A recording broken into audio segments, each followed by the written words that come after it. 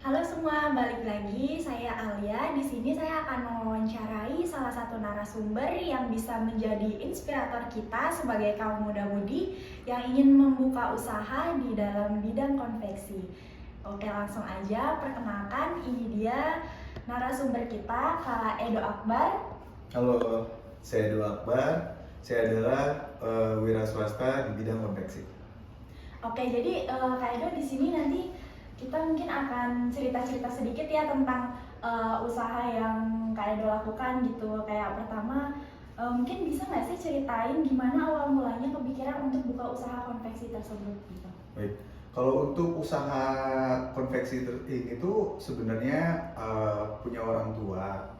Cuman aku juga berkesinambungan di dunia konveksi, membuat baju sendiri. Itu ada baju daily anak, sama ada baju daily wanita, seperti itu. Oh, kalau untuk berarti yang usaha yang dilakukan sendiri sama Kak Edo tuh nama brandnya apa? Boleh kasih tau nggak? Baik, kalau untuk usaha aku sendiri, nama brandnya itu ada dua. Satu di brand yang anak itu namanya Soraha, dan yang kedua itu brandnya itu namanya Nayobi ID. Oh, itu mulai tahun berapa Kak? Kalau untuk usaha yang aku sendiri itu aku bangun dari tahun 2019 awal. Oh, oke. Kalau yang usaha orang tua Kakak? Kalau untuk usaha orang tua, dia mulai dari tahun 1992. Oh, lumayan lama juga ya teman-teman, itu Iya. lama banget sih. Udah dari tahun 92.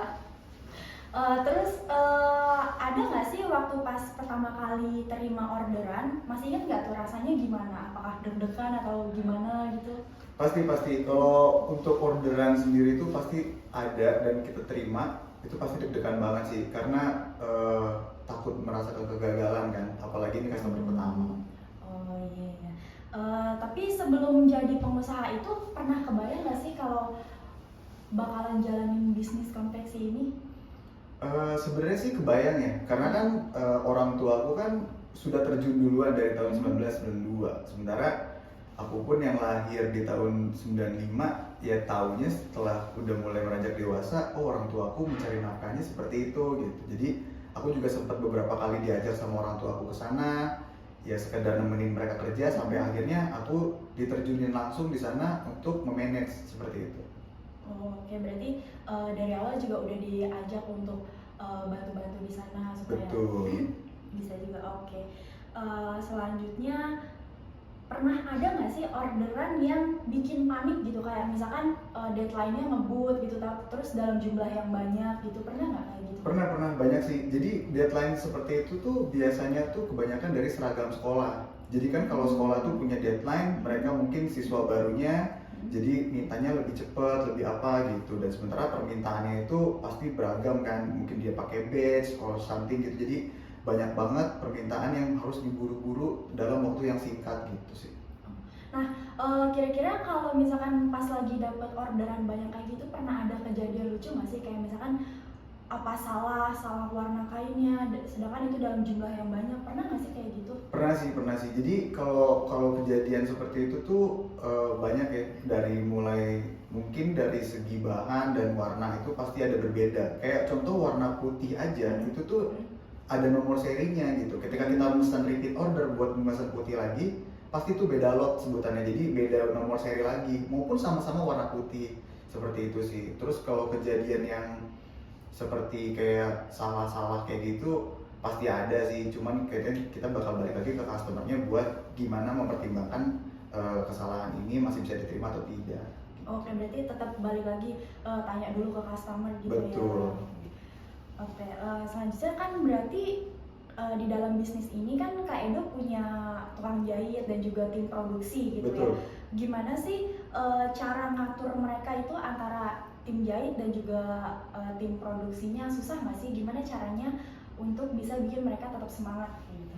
Oke, kalau dari tim produksinya tuh pastinya kita ketika kita dapat orderan, kita lihat dulu nih, kita juga tanya ke tim produksi kita butuh berapa banyak kain, butuh berapa banyak lot baju-baju yang mau kita prepare buat nanti dicetak, polanya dulu seperti apa. Setelah itu baru nanti turun ke tukang jahitnya nanti bisa memanage. Jadi kita ada beberapa tukang jahit, kita sebar semuanya. Setelah jadi pola itu kita sebar dia mampunya berapa aja gitu. Jadi ada tergantung tukang jahitnya juga kemampuannya tuh, dia bisa, wah hari ini saya bisa selesai 100 baju misalnya seperti itu. Nanti yang lain berapa kita manage. Dengan cara memanage itu nanti kita bisa tahu nih tuh waktu tempuhnya kita selesai sampai ke customer tuh berapa, makan waktu berapa, nanti kita bisa lihat dari situ juga gitu sih. Berarti semuanya benar-benar harus didiskusiin dulu gitu ya. Betul. Jadi setelah terima orderan dari customer, kita diskusiin dulu ke tim jahit dan juga tim produksi supaya nanti semuanya maksimal gitu. Iya, seperti itu. Terus nih, kalau misalnya ada klien yang komplain minta revisi terus-terusan, itu biasanya cara ngadepinnya gimana sih? Apakah biasa aja atau gimana? Kalau sebenarnya kalau untuk di awal itu pasti ada kesepakatan kan. Pertama kesepakatannya itu waktu. Selain dari harga udah deal pasti waktu. Kalau misalnya kita bilang 2 minggu, ya udah berarti 2 minggu. Semisal dia minta diburu kayak gitu, nah itu udah sulit kesepakatannya kita buat seperti itu.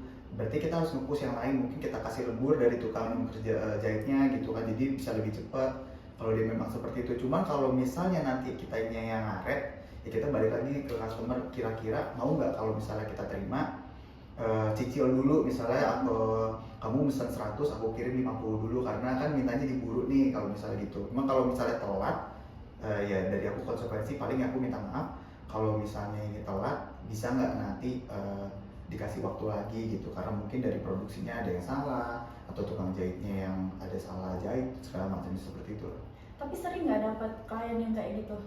Ya lumayan sering sih, lumayan sering. Gitu. Lumayan sering. Terus kira-kira ada nggak sih Kak kunci biar pelanggan itu balik lagi order ke tempat Kakak gitu, bukan ke konveksi lain? Kalau kunci supaya dia repeat order lagi tuh sebenarnya dari akunya tuh menjaga kualitasnya aja sih. Jadi kalau kualitasnya bagus, aku berani jamin itu bagus dan sesuai apa yang customer mau, pasti dia bakal balik lagi sih. Gitu. Dari segi harga juga, oh deal cocok, nggak terlalu mahal. Ya cuman karena mungkin nantinya kalau dia mau repeat order, kita juga pasti ada perubahan karena harga bahan juga berbeda-beda kan. Mungkin dia bisa turun, mungkin dia bisa naik, ya seperti itu. Tapi tetap mempertahankan kualitas. Kualitas yang lebih utama. Terus nih, kan Kak Edo bisnisnya di bidang konveksi. Tapi kan sekarang kita tahu bahwa tren fashion itu cepat banget berubah-ubah. Betul. Kira-kira gimana sih caranya Kakak ikutin supaya konveksinya itu nggak ketinggalan zaman gitu dan selalu mengikuti tren? Kalau untuk tren pasti kan sangat pesat ya, cepet banget kayak gitu. Sekarang kita main di sosial media kan, kita lihat aja apa yang lagi tren, apa yang lagi booming, itu kita bisa ikuti tiru atau kita bisa ubah pola, ubah warna atau ubah bahannya dengan konsep-konsep yang mungkin mirip. Contoh brand gede misalnya apa Prada gitu, kita bisa ikutin. Mungkin kita kalau Prada bahan agak lebih mahal, kita pakai yang dengan bahan yang lain tapi masih berkualitas juga bagus gitu. Mungkin kalau untuk brand luar kan pasti bahan juga dari luar kan, ya kita pakai konsepnya bahan lokal aja gitu. Jadi meminimal budget tapi bentuknya sama, warnanya lebih bagus atau apa, jadi kita tinggal mengikuti aja gitu untuk kita launching seperti itu sih. Oke. Terus nih, kira-kira Kak Edo ada nggak sih tips gitu untuk anak-anak muda sekarang yang mau membuka usaha di bidang konveksi tapi modalnya cekat gitu? Kira-kira ada nggak sih tipsnya untuk mereka? Sebenarnya jangan takut sih buat memulai sih, itu yang lebih utama sih ya, lebih komitmen aja lah gitu. Nah untuk tips kalau misalnya wah modalnya aku nggak ada Kak, kalau mau kayak Kakak, sebenarnya ya modal kecil pun bisa sih asal komitmen aja sih. Kalau untuk modal awal tuh lebih ke berani sih dan tahu cara memulainya tuh seperti apa dulu gitu. Ketika memulainya polanya sudah tahu, pasti bakal tahu nih kebutuhannya berapa dulu gitu. Jadi nggak perlu wah harus gede dong Kak modal, enggak juga sih. Modal kecil pun bisa, yang penting bisa manage aja gitu dan tahu cara pola step by stepnya itu seperti apa sampai akhirnya bisa ke produksi, bisa ke customer gitu. Jadi berarti sebelum memulai kita harus punya strategi dulu. Betul, dan betul. nggak harus langsung memulai dalam bentuk yang besar gitu. Kita bisa mulai dari yang kecil-kecil bisa sampai nantinya tuh jadi besar kayak gitu. Betul, ya. seperti itu. Oke teman-teman, jadi itu dia tips dari Kak Edo Akbar. Jadi untuk kalian semua nih para Gen Z yang mau membuka bisnis di bidang konveksi, mungkin kalian bisa ikutin tips-tips dari Kak Edo. Jadi jangan takut untuk memulai, kalian mulai aja dulu, mulai dari yang kecil nggak apa-apa. Karena nanti kalau kalian konsisten, kalian semangat menjalaninya, pasti nanti semuanya akan menjadi lebih besar lagi. Oke teman-teman, segitu aja wawancara kita hari ini. Terima kasih Kak Edo untuk Terima kasih waktunya, juga. untuk ceritanya, dan juga untuk motivasinya. Kembali lagi bersama Alia di video selanjutnya. Dadah!